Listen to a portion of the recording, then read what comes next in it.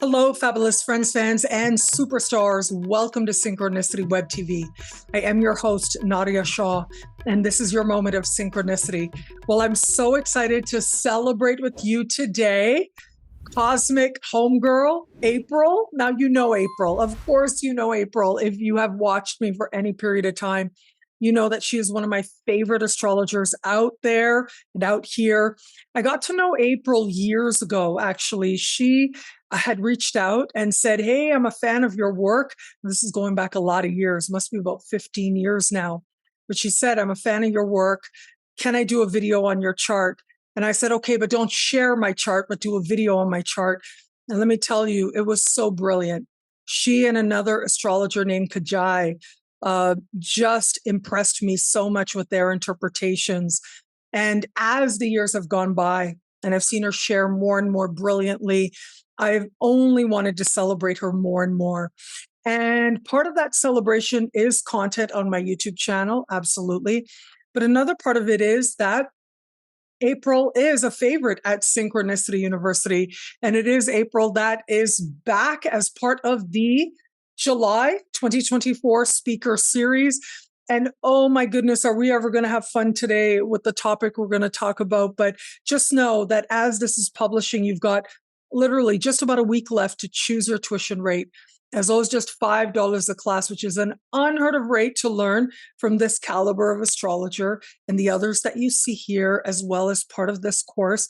And of course, as part of my mission with Synchronicity University, it is to make quality astrological education, future stars and big dogs available to the masses. And so when you guys sign up, you participate in the unfolding of that mission. And for that, I'm grateful. But you're about to see, why April is one of my favorites. So, April, thank you for being here. Welcome. Yes, thank you for having me again, Nadia. I'm super excited. Oh my God, you're such a pro. I'm excited to have you here as well. And so I just really want to jump in because, April and I can just keep going on and on. And I said, look, I got to turn the camera on because your talk is going to be on situationships and relationships. And I'm super excited about that. Now, I'll tell you that it was 3.5 years ago that I ended a 7-year relationship. And that was so hard. It was such a challenging thing. And I remember, because I remember having interactions with you about Biggie, right? So Biggie was my ex's dog, and I loved Biggie so much. Biggie kept me in that relationship 3 years too long because I love that dog so much. But then finally it was like, okay, I love the dog, but I got to go find some self-love out there in the world. And I feel like it's been a journey since then. I've gotten to know different people and different types of people and people looking for different things. And it's just been fascinating how much I've learned about myself in the process. But one thing I wanted to say with situationships, in my experience, for the most part, and maybe this is because I'm dating people who are like in their 40s, but for the most part, people want love. Like I really, really felt that so strongly. Like sometimes it's super strong. You meet somebody and you can feel how much they want to experience love and know love and share love, be known by another person. And then there's this phenomenon of situationships that just kind of, gets in the middle of that in a weird way. With all that background that I just shared, let me ask you, how do you define situationships? Well, it's funny that you use the word define because a situationship is something that's kind of undefined as far as like a romantic relationship. It's like you have a connection with somebody that is just phenomenal and beautiful, but yet there's not really like a label to it. There may be a lack of stability or consistency going on. So it's like you have the acknowledgement between two people that you enjoy each other's company and time, but then when it comes down to, well, what are we, then it's just like this scary thing. Nowadays it seems it's not like how back in previous decades ago, you go steady and all of that. There's not as much of that now. for some reason, which we're going to get really deeply into. So when you say there's not that much of that, what is the astrological symbol? Like, is it that there's more Neptune in relationships, more Jupiter in relationships? Like, how do you understand that astrologically, this idea of the growth of the situationship? So there's a few different things that I look at astrologically. Well, number one is yes, the current planetary transits, because especially Uranus, Neptune, and Pluto, because they they set the trends for us for everything. I think we talked about this a little bit in the last video for my last class on the beauty and fashion trends and stuff. It's the same with any other trend, and the trend of like the climate of dating and relationships are included in the waves of the planetary that the planets omit, and how they move humanity. So the signs that Uranus, Neptune, and Pluto are in currently have an effect on things, but also the generational, those are generational planets because they all each have a longer orbit than the other planets besides them. Uranus is about 8 years, Neptune's about 14 roughly, Pluto is give or take 20, maybe like 15 to 20. So yeah, they have really huge impact on how we act as humans and what we like and what's in pop culture and everything. So, and how we treat each other too. So I look at also the current generation that is setting the trends, right? And where their generational planets are in their chart. So I've discovered that it's people who are between the ages of about 16 to maybe late 40s that are affected by, like, they count as the youth, let's just say, at least from what I study. We count as the youth, and the youth are the most influenced by trends and things. And or like in the marrying ages, of course, depending upon where you're at and cultural things, of course, right? Because I said 16, I don't want people to freak out. But it's true, like love, finding love and good solid love and relationships are between that window. We're the most affected by what's trending, what's in pop culture, what's in TV shows, what's in movies, what's now social media. We're the ones that are mainly on there and influenced, right? So I look at where were these planets when they were born, and so what do they possess as far as qualities. And like, for example, Neptune right now, Neptune is in Pisces, and Pisces, I can write I've been saying this to my Astro friends. I could write a whole diss track about Neptune. I probably will one day. I have a serious beef with Neptune, even though I'm a Pisces moon. I Neptune in Pisces has been a challenge. Okay. So stability is not the name of the game for Neptune and Pisces with anything right now. And there's so much influence that it does have on humans and our behavior. And it is the waves and the ocean. It's wishy-washy. So that's what we're finding is causing a lot of situationships. Is it's wishy-washy behavior. It's like one day someone is talking to you, the next day they go silent. And Pisces rules being mute and silent, non-verbal communication, telepathy. So it seems like everyone wants to operate on that level now instead of communicating clearly. So those are just a few, that's just one huge factor that I find. So yes, you were spot on with the Neptune thing. Yes, ma'am. Wow, I love that. And, I'm thinking a few things. One is this whole phenomenon of love bombing. Now, again, I think, maybe it's different for Gen Z, but as you were talking, I was thinking of a few different things. One was, okay, what have been the astrological signatures of people who are like that huge age range you mentioned, right? Basically, you mentioned like late Gen X, millennials, and Gen Z. You're Yes. covering all that huge amount. And a big signature was planets in Sagittarius, planets, these big planets in Aquarius, right? These are the signatures of these generations. And those energies in and of themselves is all about that sense of movement and freedom. And even though Aquarius is a fixed sign, it's like fixed so that it can be all over the place, right? It's connected to something solid within so that it can be erratic. But then the Neptune and Pisces, I mean, I think that I didn't make that connection before, but I think that's what it is that has so many people feeling like that wishy-washiness of, okay, yes, I don't want to be committed. I don't want to hurt feelings. I don't, right? Like they don't want to take on a certain responsibility. But then there's so much love bombing. It's become this huge phenomenon. There's so many people out there who are like aching for love. Like I said, in my experience, I can feel it when I go out, and especially when I travel. I'll be using the apps, right? The dating apps. I'll be connecting with people, and it can be lovely. Like, go for a walk, let's hang out or whatever. It's lovely. But the amount of people like that just are open to love has been amazing and wonderful to consider. And to consider that the world is full of love is amazing to consider as well.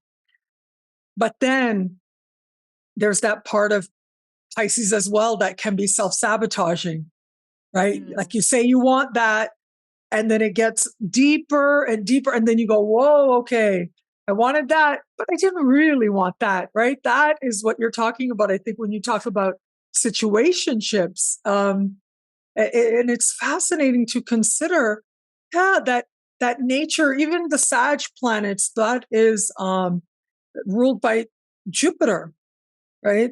Being born with, I'm thinking about again, Gen X, a big signature of Gen X is Neptune in Sagittarius.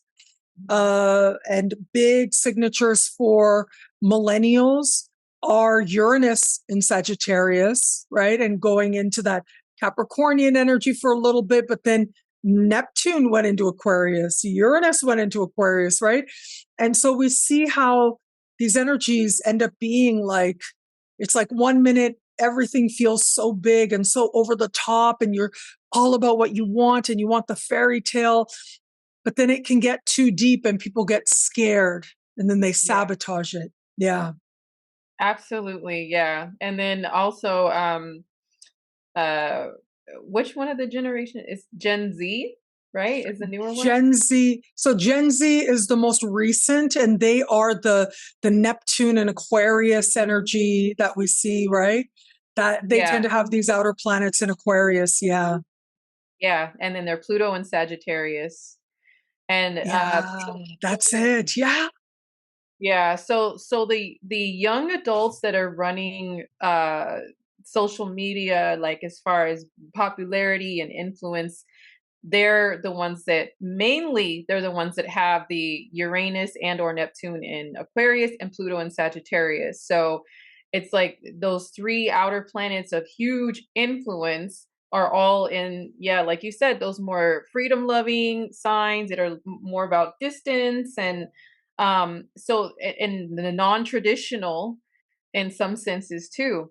So they do, even though it's within a certain window that or age group that those people that were born in those eras reside in, they still have an influence a little bit outside of that on either side, so I feel like that's another factor in why the culture of dating, modern dating, has those signatures of like, oh, I don't know if I really want to get that serious. It's not that deep, bro.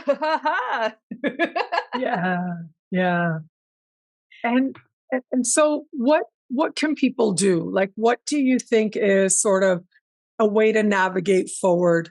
What would your advice be if someone were to come to you and say, oh, these outer planets, but I want something more substantive? And I would think someone, for example, with a strong Saturn in their chart, they might want something substantive. But at the same time, I think that, it goes back to this idea of love bombing. You think you want something substantive, right? And you think you found it and you're all caught up in an energy. But when I say self-sabotage, even that has its wisdom, right? Self-sabotage has its wisdom. And normally it is that something within you knows that, okay, something's off here, something's not right. The part of you that's saying, whoa, it's not that serious. It might really be that you're realizing you only know this person so much, or that they're triggering you in a certain way that you can't quite put your finger on or communicate very clearly, or work through. Maybe you don't have the vocabulary, or maybe you don't feel safe enough to have cultivated that. And you jump into something, and it's after you jumped into it that you're like, oh, wow, there was a lot of projection going on there. But now I'm getting to know who this person really is. And yeah, maybe it's not a good idea for this to get too serious, you know? Well, I believe that the main thing is clear communication, verbal, not telepathic, but verbal, because Yeah. of the Neptune and Pisces influence. And I know we're going to be stepping into Neptune and Aries in the next couple of years, dips in 2025, and then it goes back in 26 and stays, for a number of years, for over a decade. So that will create another shift, I believe, because Pisces hides and is mysterious and in the fog, and then but Aries is super forward, and Neptune can rule things that we like our fantasy life and everything, and what we like to envision and all of that. So I think right now, for the time that we're in currently, my advice is just clear communication the whole way through, and don't run off with assumptions, don't run off with the projection and the fantasy of what you think this could be and who this person should be, to you, or whatever. I think that's one of the biggest pieces of advice that I can give to navigate right now, is that, and taking your time, because I know that also, especially those that are ruled by Pluto and fire, like Pluto and Sag, everything is hot, fast, and ready, like $5 Little Caesars pizza. You know what I mean? So it's like, jump into something real fast and you're all excited about it. And then it's just like, oh, maybe I shouldn't have done that. So I know that that's kind of a part of the youth culture right now too. So slow down and take your time to get to know someone, and ask a lot of questions, clear intentions that are set, and communication is definitely key. Um, and I know that that could probably, scare a lot of people off. That happens to me all the time. I've been single for 6 years now. I've barely had any activity in the love department because of No, that I don't fact. believe. Okay. Ask a lot of questions, and I Good for ask for you.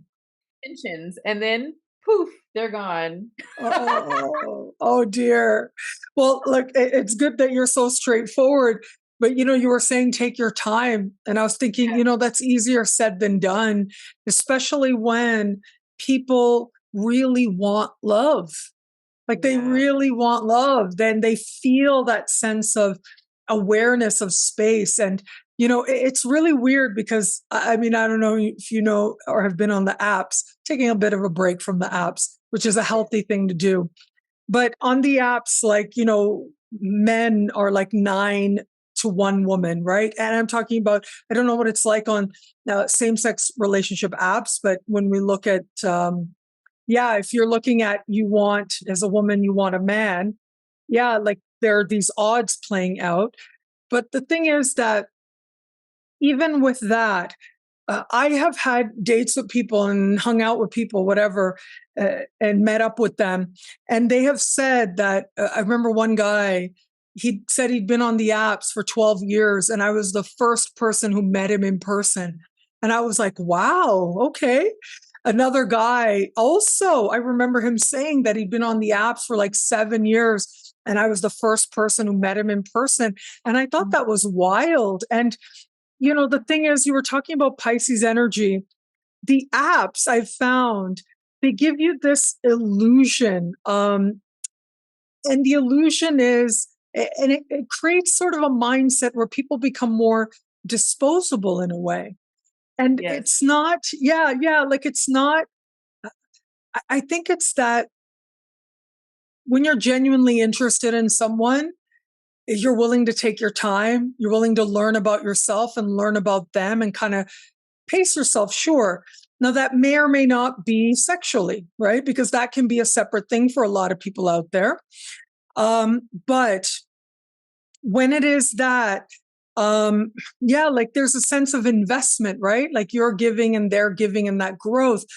But if any little thing is a little bit like, oh, well, this person isn't whatever, giving at the level I am, or I'm giving 17%, they're only giving 15%, something like that, it becomes this reason to say, okay, it's called the burned haystack or something like that method of using the apps, where literally you'll just cut people off. You'll be having great conversations with them and then they're like poof, gone. And there's this illusion that, oh, wow, I have thousands and thousands of people right here on my phone who want to date me. And we forget that it's one thing to chat with people and that's all good. And if your spidey sense is tingling with someone, absolutely, you have to think about that. And if you're not attracted to somebody in the app, it's very, very, very likely you're not going to be attracted to them in person, right? All of these factors you want to take into consideration, but at the same time, these are real people. And we forget that. And a part of the reason we forget that is because we're treated like we're not, So it becomes this sort of self-fulfilling thing, and it becomes something that I understand why so many people, and I know people who come to me and they talk about it, they ask me for love advice and when love is going to come and things like that. And they talk about how disheartening it has been for them on the apps. And that is not an unusual experience. What is that? Is that also the Piscean energy? How do you see that? I believe that it is part of the Neptune and Pisces era that we've been in since about 2011. And it is because of the illusion thing. We lose touch with the fact that these are real people, that we are real people. And that seems to be an issue that myself and some of my peers have had too, is that we have this complaint that it seems like once we really get to like each other, then they just kind of disappear, because it's like, oh snap, wait, they're a real person. It's like I enjoyed them being a fantasy in my head. And so yeah, it's with the apps, with also dating and social media gets really weird right now with Neptune and Pisces, with people having access to you and watching you twirl and spin and be cute, and you're just a twirling fairy in their heads or twirling little, what's a male version of a fairy? I don't know, but a twirling fantasy man dancing around in their heads. Yeah. And they're okay with just having you in their heads. But then when you ask, hey, can we be real? It's like, and it seems like Neptune does have a really big influence over that as well. So yeah, just keeping in mind that we are still real people, taking time outside of the apps, the dating apps, but also the social media apps. And I know that's really hard. We're all addicted to our phones now, and it's just a part of human Western culture, especially, to do so. But if you really want to find real love, not just a wishy-washy, if you don't want to join the circus, you want something solid, I feel like those are the best things to do, is look outside of apps, ask a lot of questions, and communicate clearly. And remember, we are real people. And that's one thing that I do. I am off and on with the dating apps, and I tell them, no social media. I'm not giving you my social media. What's your IG? No, you can have my phone number. We can speak directly to one another with words. Words, remember those? And we can it's like you kind of really have to enforce that if you are someone who wants a real relationship with a person. Amazing. So, yeah. I mean, I'm in Brazil right now, right? And everywhere you go, people are like, hey, can I have your Instagram? Let's share Instagram. And for me, I've literally had to say to people, okay, look, I'm Canadian, And at least for me, and at least for, I think, my generation, we kind of feel like, okay, before you have my social media, before you see me that way, can I get to know you first? Right. Like, can you get to know me first before you start like looking at my pictures and liking things and digging into my life and seeing my family or whatever the case may be, right? It just feels kind of invasive. But a lot of places in the world don't see it that way. They're like, no, like Instagram, for example, again, here in Brazil, Instagram is the app that people use like WhatsApp almost. So they use this app to communicate with each other and to share messages. And yeah, you'll have photos, but then sometimes you can really spot when someone has like um, an Instagram profile that is just for the dating apps. You know what I mean? Like it's an Instagram profile, but it's not really telling you anything.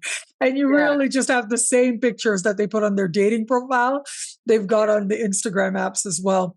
But you mentioned, and I know you're being so generous with your time, and I really appreciate it. I get really passionate about this. But I just wanted to ask you about how these huge shifts are coming up, right?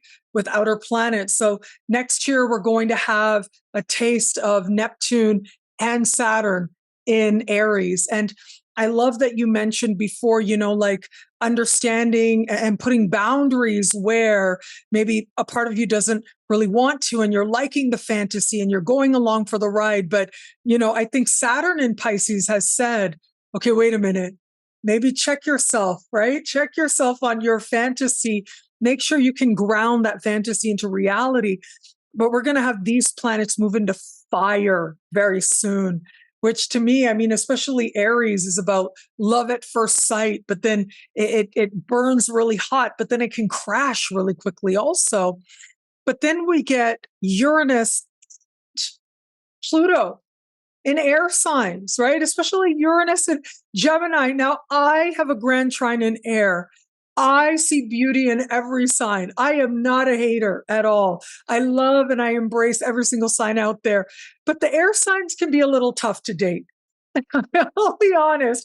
As an air sign, as somebody with a grand trine in air with an Aquarius sun, I know dating a Libra, dating a Gemini, or dating a fellow Aquarian, yeah, it can be really, really fascinating. It can be a whole other experience than dating some of the other signs out there.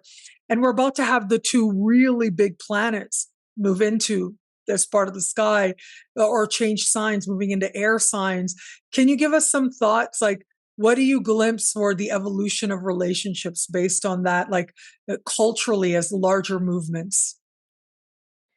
Well, honestly, I feel like it's going to bring more awareness and openness to different types of relationships. And hopefully that's as a result of communication. I mean, that's what the air signs rule, but uh, you know, a situation, so maybe some people might be okay with more open relationships or non-traditional relationships, but hopefully it's like it's communicated that this is what is going on between us and we're both cool with this, right? Okay, let's keep it moving.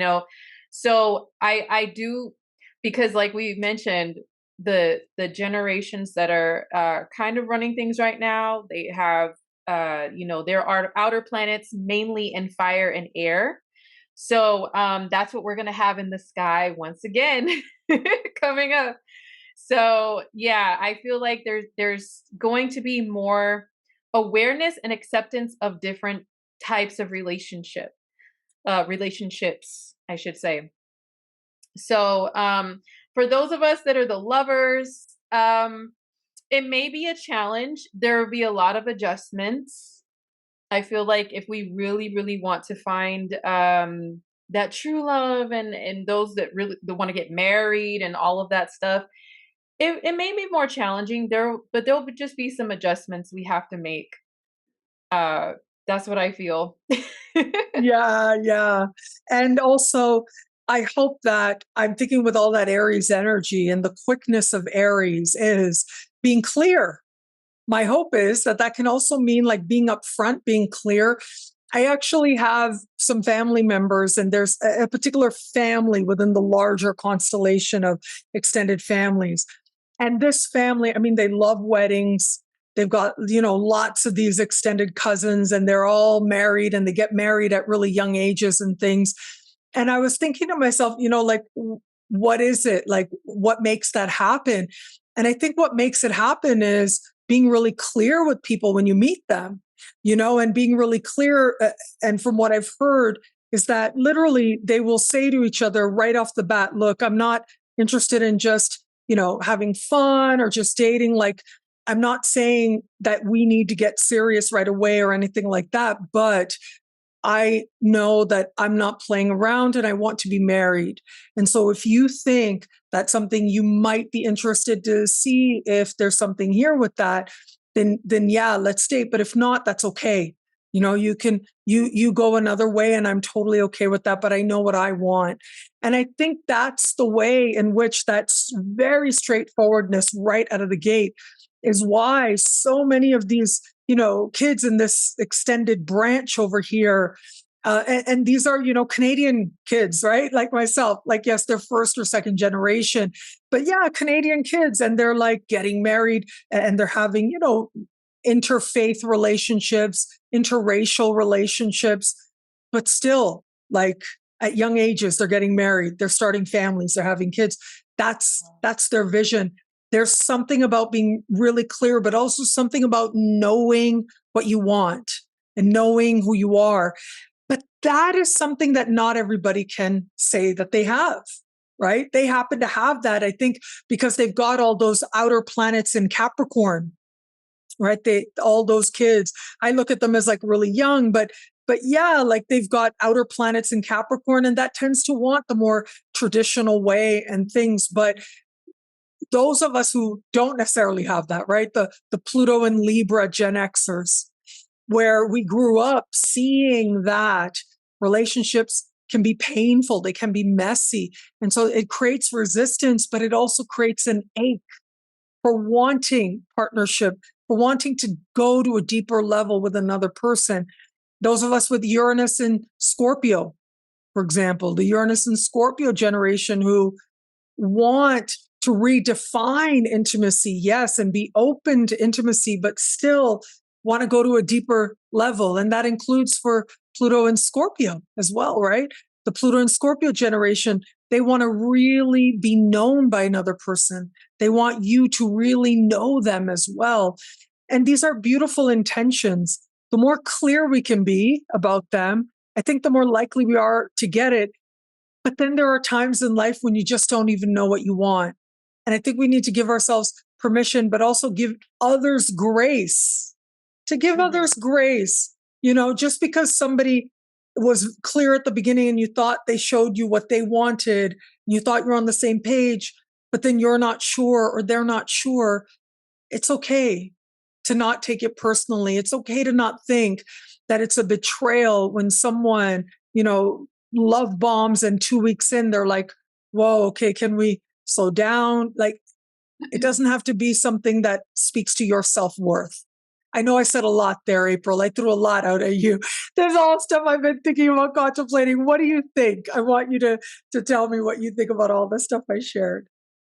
Oh my gosh. No, I appreciate the passion with this topic. I think you're also a seventh house something or another, like I am, like Mercury or something, right? Yes. Oh my God, you remember? That's crazy.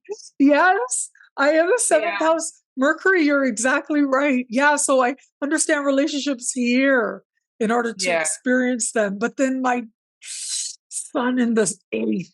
Oh, Eighth. that has been challenging, which is which is Yeah. what any planet in the eighth wants, is a challenge. Yeah. Yeah, but it's like you have this passion for speaking about and expressing when it comes to like deep relationships with people and any type of relationship with people. So, no, I felt everything that you said. Everything. I But adore no, you. I yes, Yeah. that's all that we can do is just I believe that the future does hold more clarity with communication and with expressing, even if we don't always know what we want or what we want changes, especially with Uranus coming up being in Gemini. Oh my God, what do we Well, to be all what do we all the rules are going to go out the window. Like you thought the most unusual pairings and huge age differences, and you know what a relationship actually is, and relationships with AI. I mean, really, if you think about it, really, what do you want? You want somebody who's going to text you and, all the time, and let you know and ask you how you're doing and care about you. Well, what if it's an AI, right? What if it's an AI, but you're having the experience? You might know in some place in your mind that, okay, this is AI, but you get to have the experience of sharing how you feel, of verbalizing it, of feeling a response, of feeling an exchange. And that could actually be something that could help a lot of people who feel really lonely. Like I said, that one person who'd been on the apps for 12 years and said I was the first person who ever met him in person. I mean, I think that's wild. Somebody else, 7 or 8 years, and I was the first person to meet him in person. Yeah, there are other ways to meet people, but yeah, if you just need someone to listen to you, sometimes maybe it's okay to allow AI to be that if you don't feel like you have that in other ways. I think our generation is like, but it's not real, and it's and oh, you're lying to yourself or whatever. But I don't know. If it's a simulation, like the Matrix, like the Yeah. Matrix. The Matrix is so Pluto and Aquarius trine Uranus, isn't it? In Gemini. Because if it's a simulation, but your brain doesn't know the difference, does it matter? I will say this outside of love, well, maybe inside of love, I don't know. But it just feels like Max Weber, right, the godfather of sociology, said, we live in spaces closer together than ever before, but we feel more isolated from each other than ever before. And my hope is with all, these big planets going into social energies with Uranus and Pluto, but then also all that fire energy, just my hope is that we feel a sense of aliveness, a sense of connection in some way or another, because community is so important. And so I'm going to tell you, I met somebody last year, dated that person for a couple months, lovely person in a city and in a country that I really didn't like.